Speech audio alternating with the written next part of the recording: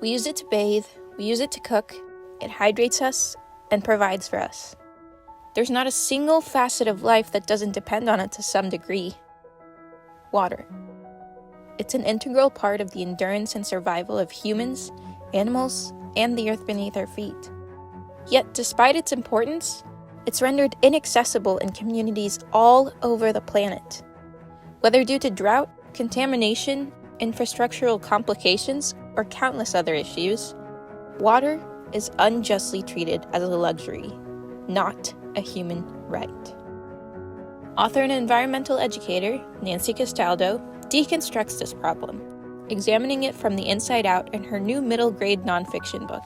I focused on lead in Flint, Michigan, because that was the large story that everybody really knew, but then also included a short piece on the fact that it's also happening in Arizona and it's happening in New Jersey, and kind of putting it out there so that the main focus may be in Flint, but that it's happening in many other places as well.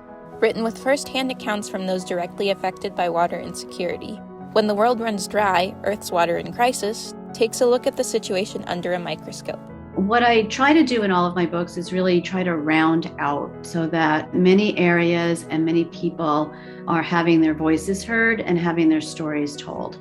And offers ways for families to take action in their everyday lives. The book starts off with a quote that says, "Only when the last stream has been poisoned will you realize you cannot eat money." Can you tell me about why you chose that quote and kind of what it means to you? It's an interesting quote that I actually have heard many times before, but while I was researching the book, I was walking through the streets of California and I saw a large display, a graffiti art, and this was painted on it.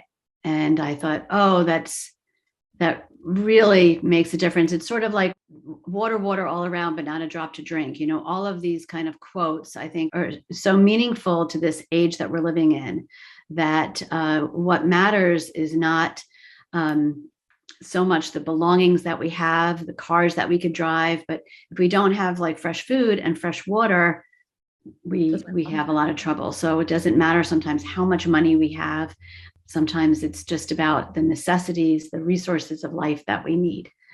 So that's why I included it. And I was hoping that my readers would actually think about that while they're reading the book and come back to that maybe as they're reading the book and see if it's meaningful to them. So if you had one message for your readers, what would it be? That this book will inspire them to find out a little bit more about their own water, use this as the tool to be able to explore their own water, discover how they can be a little bit more conscious of the water that they use in their lives, and hope to spread the word a little bit to others.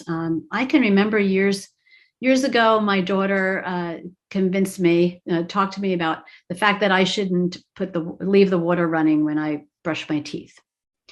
And it's such a simple thing. And it took my daughter to tell me that, a few years ago.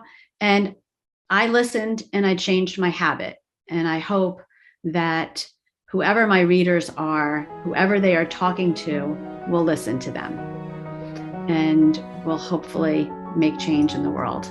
This amazing book not only informs us on the very prominent and worrying water crisis that is happening right now, but also includes ways you can help stop it.